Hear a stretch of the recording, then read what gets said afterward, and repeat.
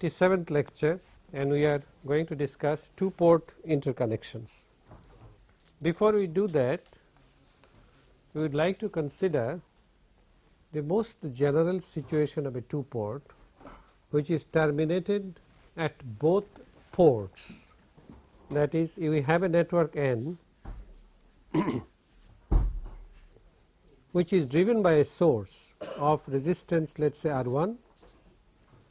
This is Vg. Terminated at both ports means terminated at one of the ports with a source, perhaps the other port has a load. This is the usual situation. Usual situation because we cannot have an ideal voltage generator, we cannot have an ideal current generator. A source, a voltage source in series with a resistance is equivalent to a current source in parallel with a resistance, which represents a practical source, and usually power is required to be transmitted through a two-port into a load. So, this is the load, R2 is the load, and this is the usual situation. We would like to find out the the voltage transfer function V2 by Vg. We would like to find out V2 by Vg of this network in terms of the two-port parameters. We can use any of the two-port parameters. For simplicity, we shall use the Z parameters. Now, in order to be able to use the Z parameters, we replace N. There are many ways that this can be done. Let me first show you an alternative way, then I will go through the routine calculations. Okay. As far as this network is concerned, if the Z parameters of this network are Z11, Z12, Z21 and Z22, if these are the Z parameters, then adding a resistance R1 here simply affects the Z11 parameter. Okay. R1 affects Z11 parameter, and what we have is we have a resistance R2 at the other end. Let us include R2 as a series connection, all right. Then R2 shall affect Z22, all right. Then what we are doing is we are connecting a voltage source here, we call it Vg. This is my overall two port, the green covered one. So, my overall two port has Z11 plus R1 and Z22 plus R2, that is all the modification is. And then what I have is I have short circuited this. This is the original network, the network that you wanted to analyze. So, if I can find out I2, if I can find out the short circuit current, then the voltage V2 shall be minus I2 R2. So, all that you are required to find out now is I2 in terms of Vg, all right, by considering a simple two port terminated in a short circuit, and therefore, the circuit can be solved in terms of either Z parameters, or perhaps a better situation would be Y parameters, because there is a short circuit. We can also do it, this is an alternative way, one way of looking at the problem. The other way would be simply you write down the equivalent circuit, that is, I have Vg R1 and then the two port, and then we have the R2 and this voltage is V2. The two port, if you recall, has a Z11, I1 Z11 V1 is equal to I1 Z11 plus I2 Z12. So, we had used a voltage source which is I2 Z12. Similarly, V2, if this current is I2, is equal to Z22 I2,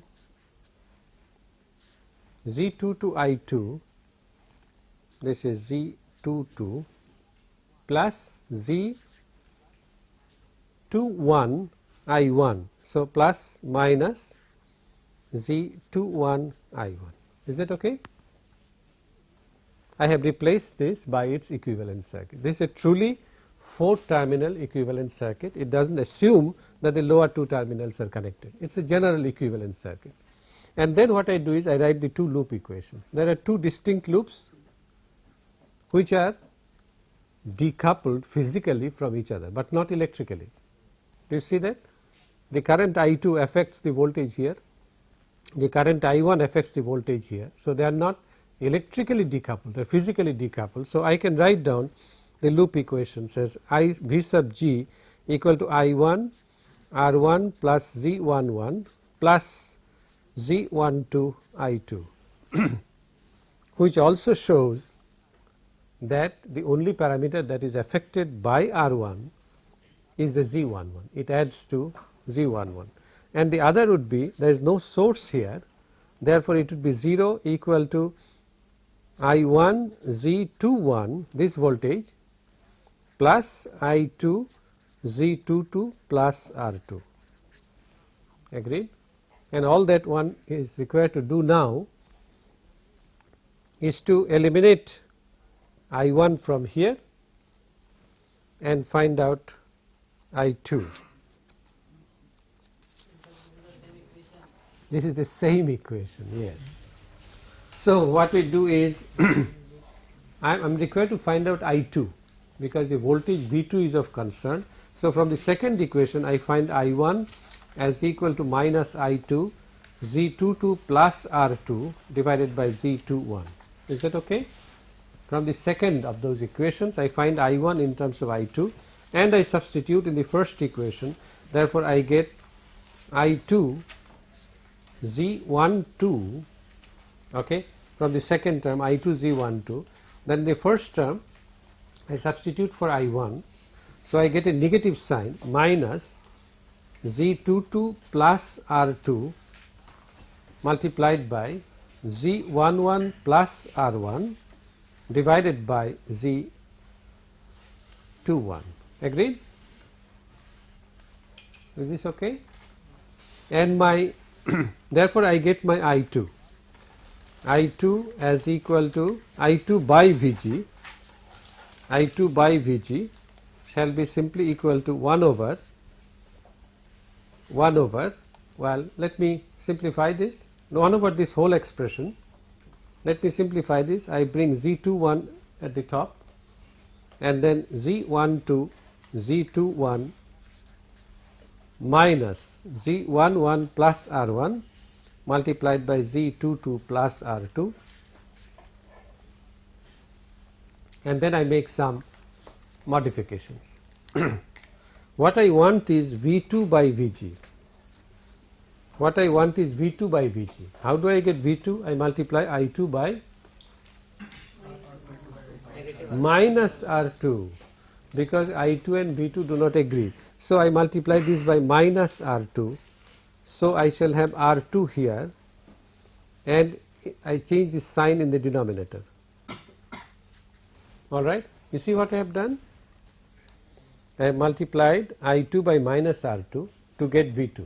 This is what I want, and therefore, I finally get V2 by Vg as equal to Z21 R2 divided by, if you notice in the denominator Z11 we shall have the Z matrix determinant because I have the product Z11 Z22 minus Z1 to Z21. So, this is the determinant plus Z11 R2 plus Z22 R1.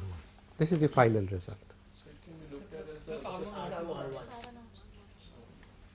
Which one is R2? Z11, no, I have done it. R2 into R1. Oh, there is an R1, R2. Yes. Sir, can we look down at the value of the modified network matrix that we found out? Same, yes.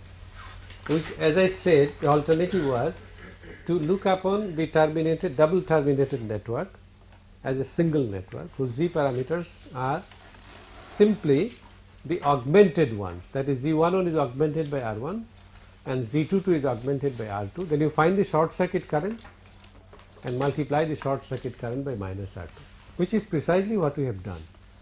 the labor would not have been anything less. But one thing that is interesting is that if you divide both numerator and denominator by the determinant of z, then you can see that this result could be put in this form. Can you tell me what the result would be? If you divide both numerator and denominator by the determinant of z, do I get y21 or minus y21? That is correct. You must not make this mistake. Minus y21 r2. In the denominator I shall have 1 plus y22 r2 plus y11 r1 plus what shall I have here? r1 r2 divided by determinant z. What is the relationship? What is the relationship between the determinant of z and the determinant of y? Is the product 1? It's an identity matrix. No, determinant is a scalar. You see, the product of z, y is an identity matrix. That is, it is 1, 0, 0, 1. Therefore, the determinant of the matrix, is that equal to the product of the two determinants? Determinant of this product, is it equal to this?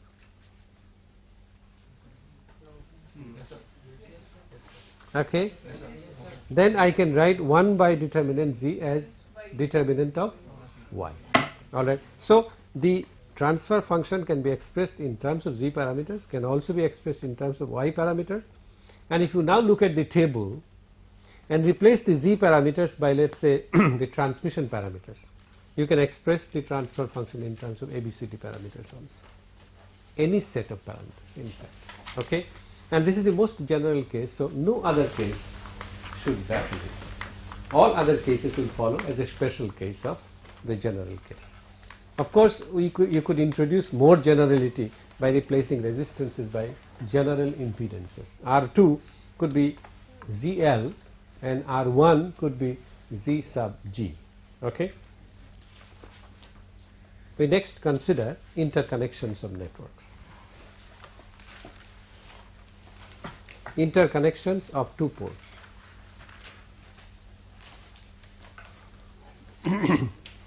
And we shall consider three kinds of interconnections.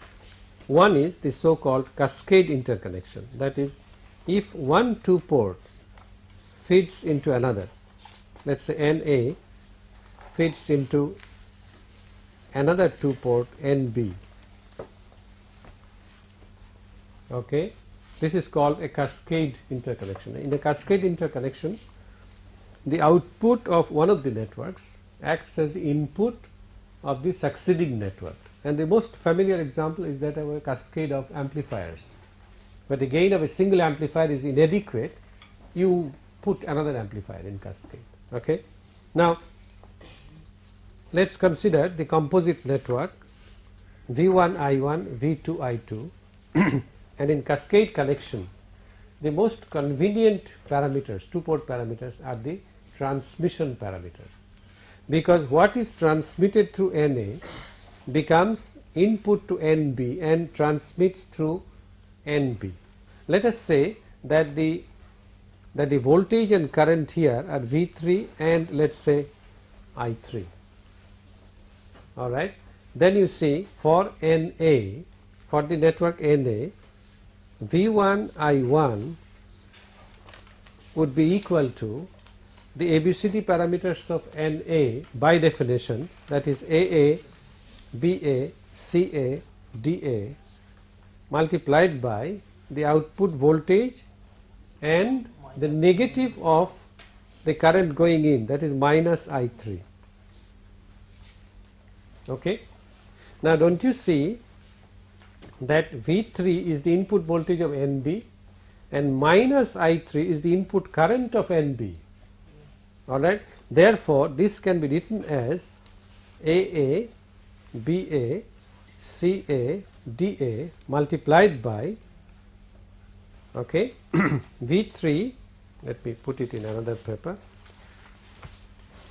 V3 minus I3 is the input voltage and input current of the network NB. This would be equal to A, B, B sub B, C sub B, D sub B multiplied by V2 minus I2.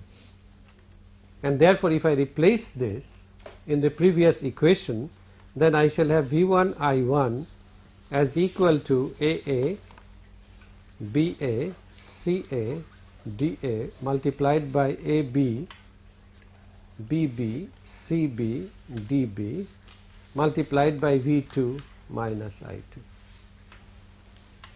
And therefore, in a cascade interconnection, the ABCD matrices simply multiply each other. All right, ABCD matrices get multiplied. Excuse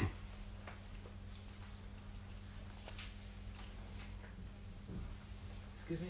Yes. So please, when you put the last page. See the last page. Okay. V3 minus I3. This is the input parameters of NB. So why minus I3? Minus I3 because I have to take the current going in. You see, V1 I1 current is going in was AA, BA, CA, DA multiplied by V3 minus I3. That is the convention. Now V3 minus I3 is precisely minus I3 is the current going in to NB, and this is being replaced by the B transmission parameters multiplied by V2 minus I2. So they simply multiply each other. We shall take an example to illustrate this, and one of the simplest examples, this was also in problem set 6 I think. If we have, let us say, an impedance ZA, a simple impedance ZA, alright, what are the ABCD parameters? The currents, voltages are this, V1, V2, V2, I2, and you notice that V1, what is the relation between V1 and V2? V1 is equal to V2 minus I2 ZA. Is that okay? And what is the relation between I1 and I2? They are simply negative of each other. So what is the ABCD parameter of this? ABCD parameters of this network.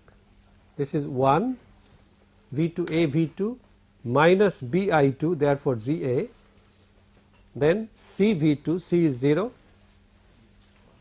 minus DI2, so this is 1. So should it be I2 minus I1? Pardon me? So how we got the first equation? First equation, V1 is equal to V2 plus the drop in ZA. But I1 current is also coming in the way. Oh, doesn't matter. I1 and I2, I1 and I2 are equal and opposite of each other. I don't have to consider I1. You see, what I do is V2 plus the drop in ZA, that must be equal to V1. Or you can say V2 minus V1 equal to I2 ZA. Okay, V2 minus V1 is equal to I2 ZA. So V1 is V2 minus I2 ZA. Is that okay? So this is the ABCD parameters, the transmission matrix of this network. Does this network have Z parameters? No. Does it have Y parameters? Yes, it has Y parameters. Okay. Okay. Now, what about the ABCD, this ABCD matrix? Is this a reciprocal network? Yes, sir. Yes, AD minus BC is equal to 1. Okay. Let us consider another network. Suppose I have a Z sub B here, only a shunt element. The currents and voltages are this, V1, V2, I1, I2. You notice here that V1 is equal to V2, agree? But I1 plus I2 the two currents going in is equal to V2 divided by ZB, right. The two currents going in must be equal to the current leaving, which is V2 by ZB.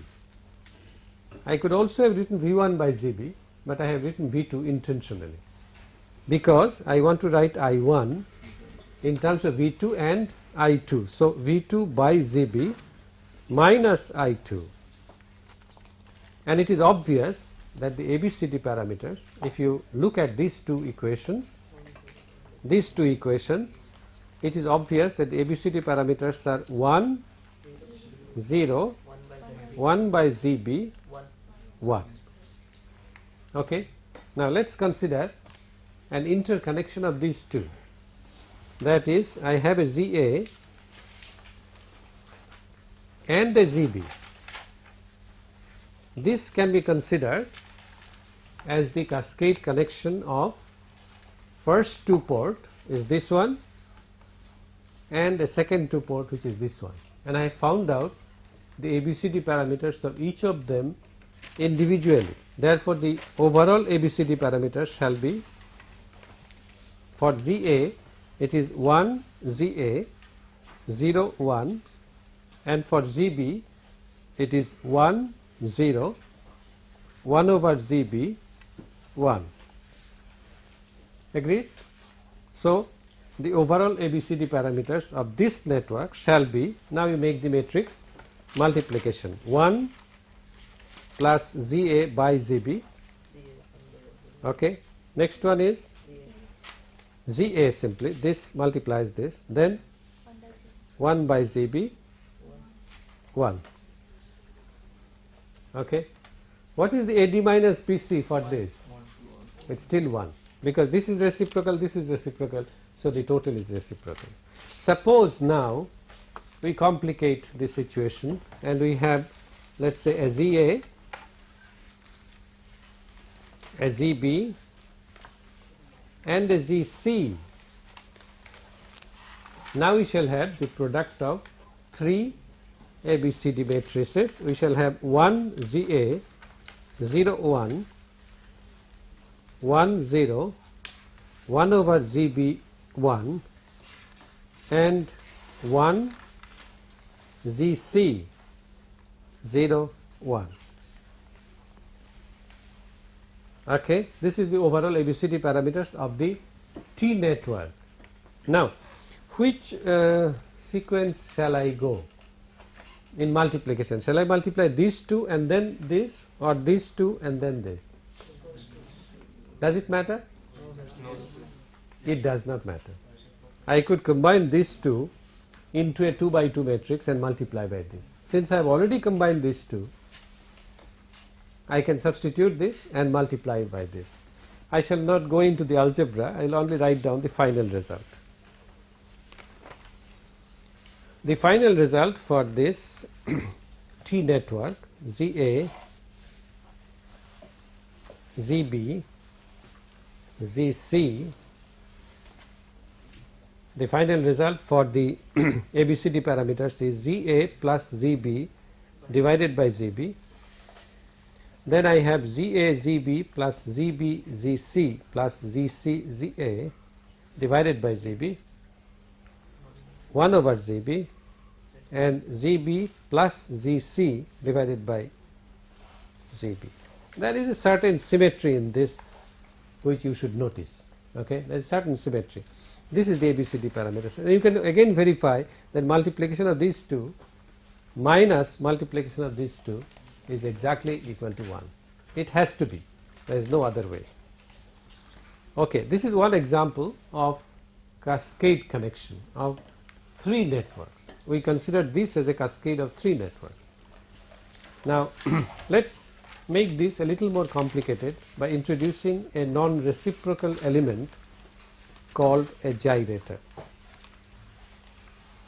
A non-reciprocal element called a gyrator. The property of a gyrator is a 2-port having the property that if you terminate this in YL, a termination in an admittance YL, the input impedance Z in is proportional to YL. Input impedance is proportional to YL. Obviously, the proportionality constant will have to have the dimension of 1 by that is ohm square, resistance or impedance square, isn't that right? So we represent this by A squared, where A has the dimension of ohms. All right. A, in practice, A is designed to be a real quantity. Therefore, A is called as the gyration resistance. Gyration resistance. And the usual symbol for a gyrator is like this. This is the symbol for a gyrator, with the gyration resistance denoted here. Exactly like a transformer, you indicate the turns ratio n:1. Here the gyration resistance is indicated and the direction of gyration is indicated by an arrow. That means you will have to terminate here to get an input impedance here. All right. The gyration is in this direction. Why is the direction important? Because as you will see, this is a non-reciprocal device. Which way you transmit is important. The forward transmission and the reverse transmission are not identical. They don't transmit equally well in both directions. All right. And therefore, the direction of gyration is important. So this means that the load is to the left hand? Load is to the right hand side. That is, okay, I understand. This denotes the direction of power transmission. Okay, power transmission or energy transmission. Now, before I go into this, let me indicate why it is important. Why is gyrator an important network? Okay, Z in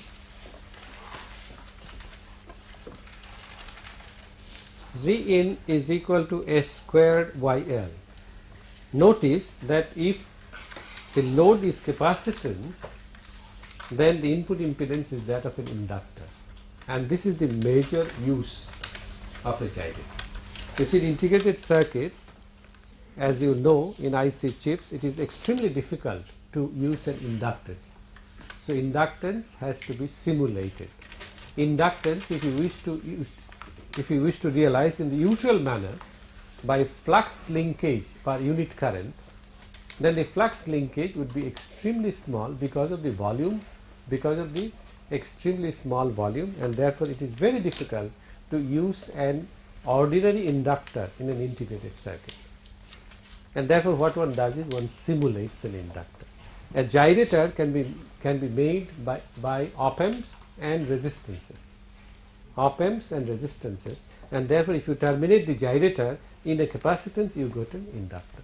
And almost very high values of inductance is possible within very small volumes, because op-amp can be fabricated in a chip, so can be the resistances. All right, this is the major use. Now let us try to characterize a gyrator. If this is considered as a two-port network, these are the voltages and currents. Then you see Z in can be written as V1 by I1, and this can be written as S squared by ZL, okay, and this can be written as S squared by ZL is V2 divided by minus I2. Is that clear? V2 divided by minus I2. You understand why minus? Because V2 and I2 do not agree with each other. They are in opposite direction. They oppose each other. So V2 by minus I2, which I can write as minus S squared I2 divided by V2. Agreed? These are simply different ways of writing the same thing. So what I get is V1 by I1 as equal to minus S squared I2 divided by V2. I write this as minus a AI2 divided by, instead of S squared I write minus AI2 divided by V2 by A. Alright, and practical circuits are usually realized according to this relation, that is V1 equals to minus AI2 and I1 as equal to V2 by A. There are many other ways of identification, but this is one of the convenient ways. This is how gyrators are designed in practice. Excuse me, sir. Yes. You have changed the things. It should be V1 is equal to V2 by A and I1 is equal to minus A. V1 is equal to minus AI2. No, I have not changed anything. I have simply identified the numerator with the numerator. Now A has the dimension of resistance, so resistance multiplied by current should be a voltage. Okay, you must see that it's dimensionally correct. You could not identify V1 to minus S squared I2. That would have been wrong, correct? So it has to be minus AI2. Now therefore you see that the matrix V1 I1 can be written as V2 minus I2, yes, 0, A, 1 by A and 0. And you notice that AD minus BC, this is the transmission matrix, AD minus BC is minus 1 and therefore the device is non-reciprocal. AD minus BC has to be plus 1 for reciprocity and therefore the gyrator is a non-reciprocal device. Alright. Question, is the gyrator passive or active? That answer, don't be too quick in answering this question. That answer is embedded here. It is? You see the total power going in is V. It is passive and lossless. Total power going in is 0 and therefore it is passive and lossless. If this was greater than 0, then it would have been a lossy gyrator. Okay? If this quantity was greater than 0, if it is less than 0, then it is active. Alright? It is active, period. Active means it can generate energy. It is possible to make active gyrators. It is also possible to make passive gyrators. In other words, these two need not necessarily be reciprocals of each other. Need not necessarily. Therefore, it is possible to make active gyrators. It is also possible to make passive. One usually makes passive gyrators because active gyrators have attendant problems of stability. All right. Okay. Sir? Yes. So why can't V1 be K into A into I2 in that same? Why can't V1 be minus S squared I2? Sir, V1 is equal to minus K I2 and I1 is equal to V2 upon K into A, where K is dimensionless. Say it again. So V1 is equal to K times AI2 V1 equal to K times AI2. Okay. and V2 is equal to K times V. So I1 is equal to V2 upon K K. times V2 I1 equal to K times V2 by A. Yes, it is possible. So It is V2 by possible. K, V2 by K. Okay. So V2 by K. V2 by KA is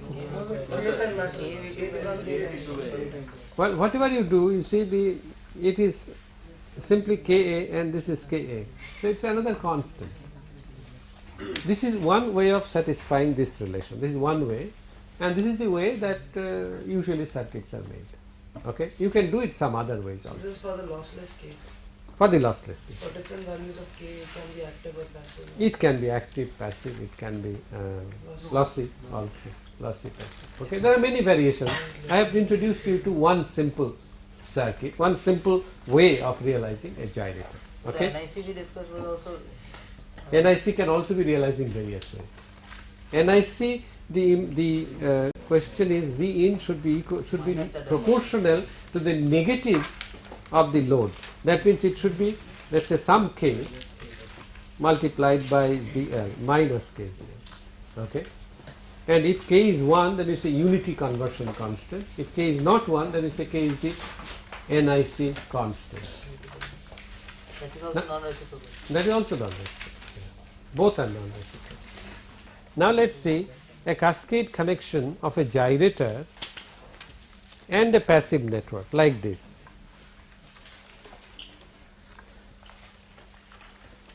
A, and suppose we have the previous network, that is ZA, ZB, ZC. We are required to characterize this network V1, I1, V2, I2. All that we have to do is to replace each 2 port by its corresponding ABCD parameters. This is one 2 port and this is the other 2 port. So we have, what is the it is 0, A 1 by A 0, and for the other one, as we have already found out, it is ZA plus ZB divided by ZB and so on, and all that you have to do is to multiply the 2 matrices to get the ABCD parameters. Any question? So that means if it is not reciprocal also we can use the same product to... Absolutely. The reciprocity is not a precondition for connection or finding parameters. Okay. It can be active also. It can be passive, it can be active, it can be reciprocal, it can be non-reciprocal. No even problem. if then the product rule would also... Pardon me? So even if it was active then also the product rule was applicable. Oh yeah. ABCD parameters multiply. Always multiply, irrespective of any condition. This is not so in other interconnections. For example, look at a parallel interconnection. Suppose you have 2 networks NA and NB. First let me show you the difficulty and the condition that is required. Suppose you have another network NB and you want to connect them in parallel. Alright. What you do in parallel connection is that this terminal you connect to this terminal and this one you connect to the lower terminal. Similarly, this one you connect to the upper terminal and this one you connect to the lower terminal. Then they are parallelly interconnected. Okay. You call this 1 1 prime, 2 2 prime. Similarly, this is 1 1 prime, 2 2 prime. The prime has the significance that this is the reference for measuring the potential of 1. Okay. When you say that the voltage here is V1, this is plus here, minus here. Similarly, when you say the voltage is V2 here, it is 2, the potential of 2 is measured with respect to 2 prime as the reference. Okay. And the 2 currents, let us say, are I1A and I1B, the currents going in at the input port, and let the currents going in at the output port, at the port number 2, be I2A and I have exhausted space, I2B. Then you notice that the overall current, let me use another color, the overall current I1 here is the sum of I1A and I1B by KCL, and the overall current I2 is equal to the sum of I2A and I2B. The voltages are the same, V2, V2, V1, V1, and therefore it is very easy to conclude that the Y parameters shall add. But beware, they don't always add. There are problems. Let me illustrate the problem case. The Y parameters do not always add. The Y parameters, okay, let me take a very simple example. Suppose I have a network like this, a 3-terminal network, and another network which is truly 4-terminal.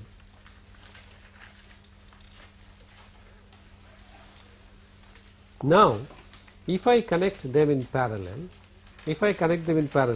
what I am going to do is to connect this to this, similarly this to this, no problem, and I am going to connect this terminal. Let me use another color.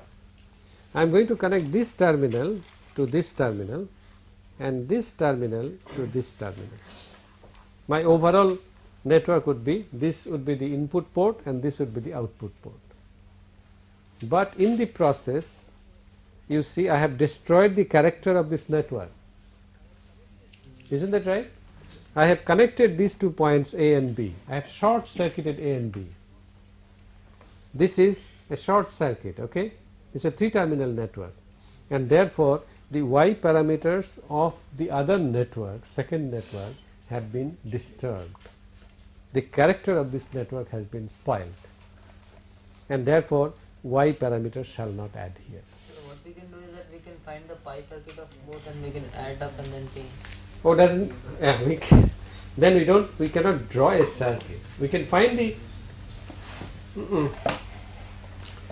you cannot do that. Even that is not permitted. Why? Because the Y parameters of this, the pi circuit will contain Y parameters of this truly 4-terminal network, and by this connection you have destroyed, you have disturbed the Y parameters. As long as a parallel interconnection, you see, in the cascade interconnection there is no question, it is always valid. The output of one network is the input of the other. Here this is not the case, you must be careful, okay. So long as the 2 networks, the parallel connection does not interfere with the character of either network, your parallel connection is valid and Y parameters shall add. One of the, is that clear? So that means we can go back to the definition and You can go back to the definition. calculate that. It is not the calculation, this connection shall not be valid. You can calculate, but that overall Y parameter calculated in any manner shall not be the true Y parameters of this, because you have disturbed the character of this. What you are saying is, I take NA and NB, I take the Y parameters and I add them. No. No sir, so I am saying that now we go back to the definition, we find the V2 for certain I1 or... Yeah, but that would be of a new network. What you wanted is to add the 2 Y parameters. You cannot do that now. One of the ways that this problem can be avoided is to use a transformer. For example, if NA, if this network was a 3-terminal one, we connected the input all right, but at the output we don't connect straight away. What we do is we connect a transformer here, a 1:1 transformer. Then you see what we have done is, we have converted this to a truly 4-terminal network. You see, the voltage and current here, if it is 1:1, it shall be identical with this, if it is 1:1, and therefore we have not disturbed the terminal voltages and currents, but we have made this into a truly 4-terminal network. Now, do I require this for both of them? No, just one. Just one. Suppose both of them were 3-terminal ones, then there is absolutely no problem in interconnection. So the problem comes when one is a 3-terminal one and the other is a 4-terminal one. All right, and then you require a transformer. Let us look at this type of interconnection. That is, I have an NA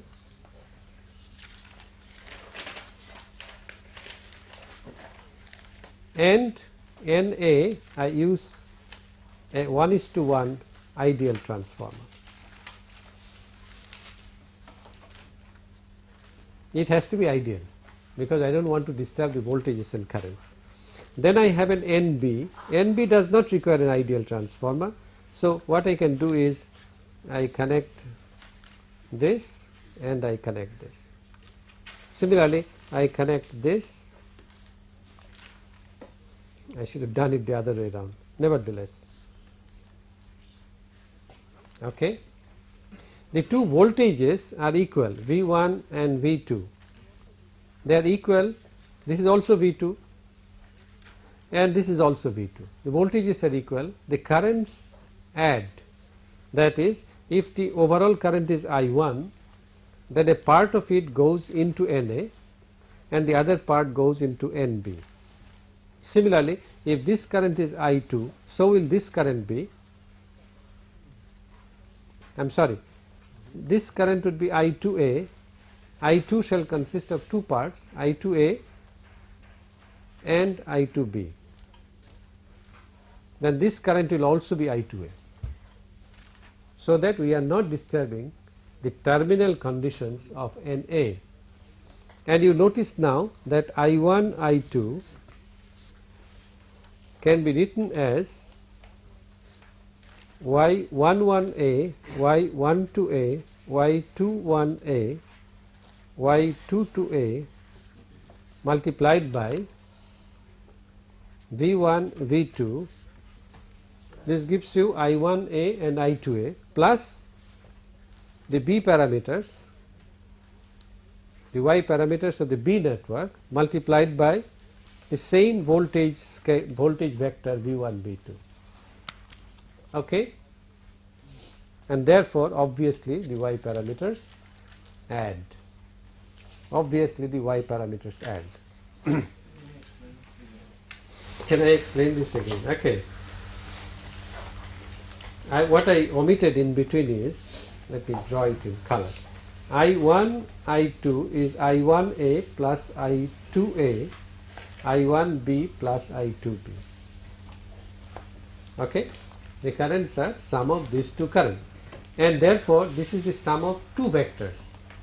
One is I1A, I2A, I am sorry, I1A, I1B plus I2A, I2B. And each of these I1A, I1B is Y11A, Y12A, Y21A, Y22A multiplied by V1, V2. Is that okay? Or shall we go back? So won't that be I1A plus I1B? Wonderful. I1A plus I1B. And this will be I2A plus I2B. Agreed. Okay. The currents add. The currents add. And these two currents I1A, I1B, I1A, I2A can be related to the Y parameters of this. The voltages are the same, and therefore you take this common and add the two Y parameters. Let me, in the few minutes that is left. So what is the B? What is that? B parameter. Y parameter. Oh, this is the Y parameters of the B network.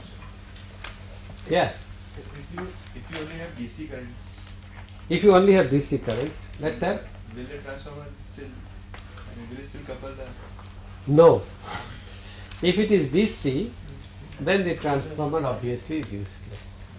For example, if you connect a resistive network, a 3-terminal, to another resistive network which is truly 4-terminal, the transformer is useless. You cannot make them, you cannot connect them in parallel. And what is the solution? There is no way out. Agree. You think the ideal transformer is a way out? Where did you get an ideal transformer? This is only to illustrate the fact that if two-port networks are connected in parallel, the Y parameters do not always add. Underline not. All right. You have to be careful. You have to look at the network and see if there is any interference with the character of the network, then you must give up.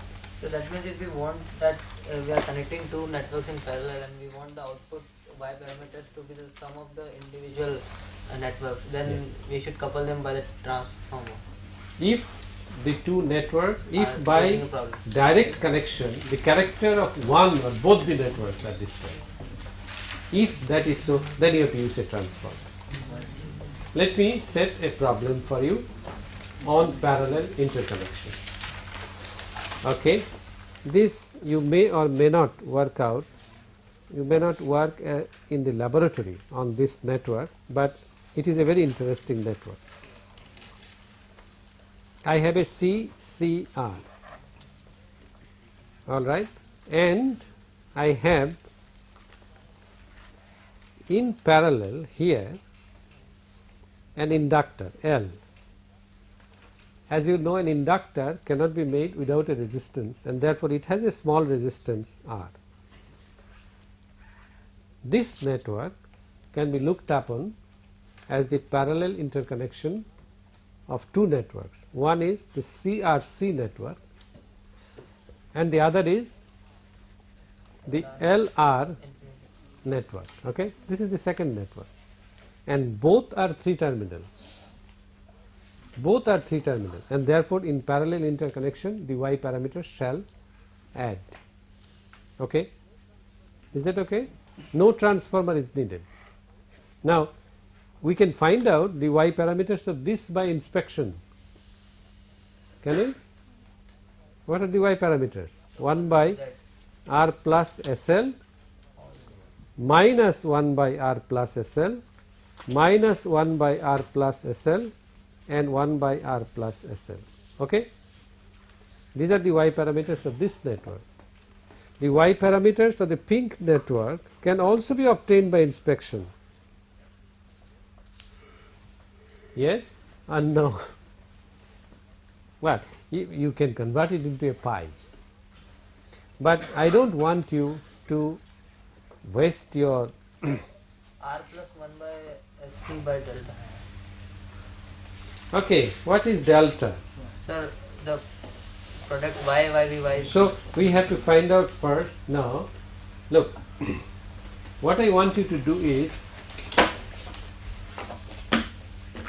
reserve as much storage here as possible for new information. Does the point go in? Do you understand what I am meaning? I don't want you to memorize. Okay? If need be, consult a handbook, consult your notes and get the formula and do that. But suppose you have nothing available nearby. You have no access, you are in a place where there is no access to any of your class notes or your handbook or something. Suppose I ask you to find the Y parameters of this, what will you do? What can you find out by inspection from this? The Z parameters? Isn't that right? Z11 is Z11 and Z22 is simply R plus 1 over SC by inspection, and Z12 equal to Z21 is equal to 1 over, simply R.